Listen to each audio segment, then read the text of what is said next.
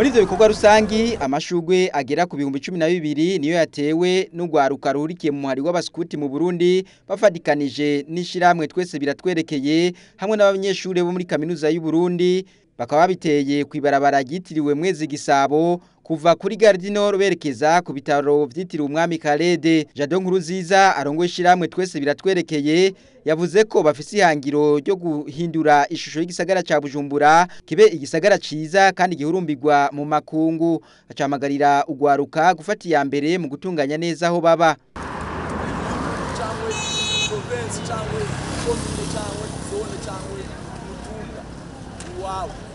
Naundi muntu kugira neza avuye hanze atari abone bahaguruke baje hamwe bagire isagara cawe kibe ciza komine yawe ibe nziza province yawe ibe nziza umutumba wawe ibe mwiza ushaka uko uno munsi kuko utuma ndabirwaruka kugera kusinyaka benshi yo kwa umunsi.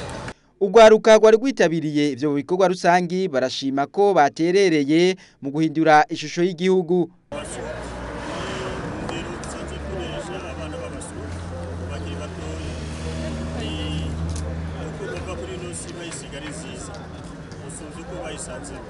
Yewe mu bikorwa twashize imbere dushira imbere k'abasore kugerageza